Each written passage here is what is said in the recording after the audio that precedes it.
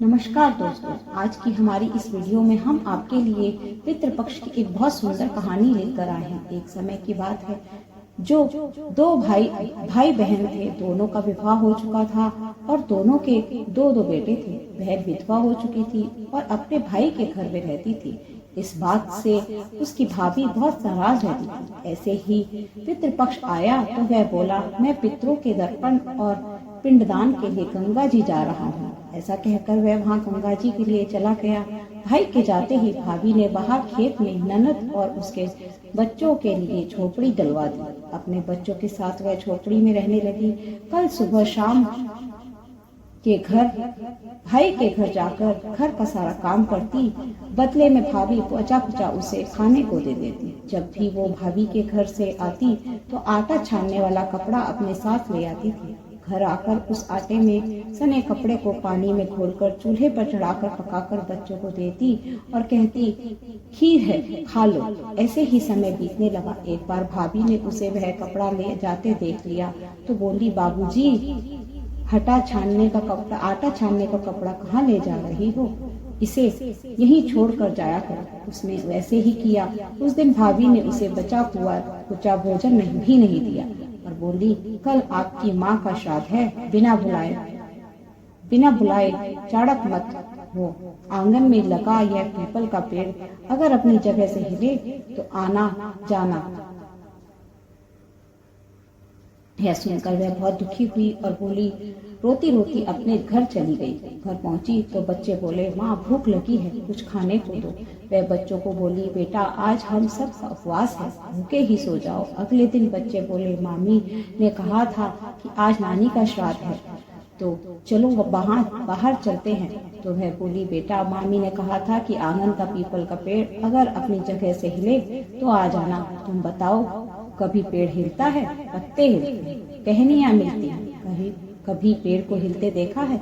उसने बच्चों को समझाया कि बिना बुलाए नहीं जाना चाहिए। शाम हुई तो उसके भतीजे आए और बोले, बुआ, माँ ने भोजन भेजा है। उसने देखा तो भोजन के नाम पर 2 सूखी रोटियों के ऊपर थोड़े से चावल रखे थे। यह देखकर उसे बहुत क्रोध आया और अपने बच्चों से बोली, इसे झोपड़ी के ऊपर फेंक दो।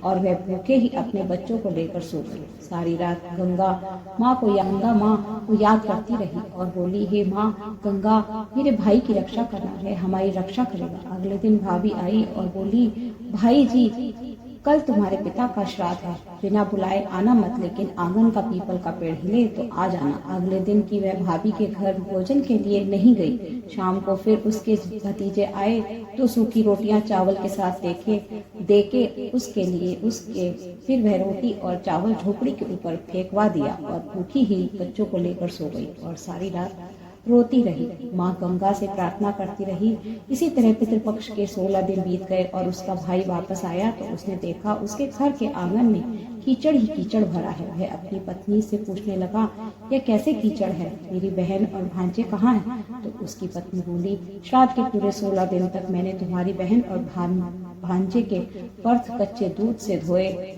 हैं, इसलिए कि आप कीचड़ हो रहा है। तुम्हारे पीछे से मैंने उनकी खूब सेवा करी, खीर पूरी खिलाई, फिर भी वह मुझसे नाराज होकर खेत में झोपड़ी बनाकर रह रही है। भाई खेत पर पहुंचा तो वह देखा कि वहाँ कोई झोपड़ी नहीं थी। वहाँ एक आलीशान महल बना हुआ था जिसके आंगन में उसके भतीजे खेल रहे थे। उसने जाकर अपनी बहन से कहा, बहन यह सब क्या है? तब उसने अपने भाई को सारी बात बताई और बोली, भाई, जो तेरे आंगन में कीचड़ है वह कच्चे दूध से नहीं बल्कि भाभी के व्यवहार से, जो मैं दिन रात रोती थी, उन आंसुओं का कीचड़ है। माता पिता के श्राद्ध पर भाभी ने कहा, पीपल का पेड़ हिले तो आ जाना, बिना बुलाए यह बताना। पीपल का पेड़ हिला नहीं तो हम गए नहीं। और शाम को उन्होंने 2 रोटी और चावल भिजवा दिए। गुस्से में मैंने झोपड़ी के ऊपर फेंक दिए। माता पिता के आशीर्वाद तेरे साथ और गंगा मैया की कृपा से यह सूखी रोटियां सोने में और चावल हीरे मोती में बदल गए, जिसके प्रभाव से यह सब हुआ है। भाई ने अपनी बहन से अपनी पत्नी की गलती की माफी मांगी और घर चलने को कहा। तब वह बहन बोली, भैया, गंगा मैया ने तेरी रक्षा करी तो हमारी रक्षा करेगा, लेकिन अब हम यहीं रहेंगे। यह सुनकर भाई ने अपने माता पिता को याद किया और बोला, मेरे पितरों जैसे मेरी बहन और भाइयों की रक्षा करे, उनके दुख काटे वैसे सबके काटना, सबकी रक्षा करना। कहानी को कहने वाले, सुनने वाले और हुंकार भरने वाले सब पर कृपा करना।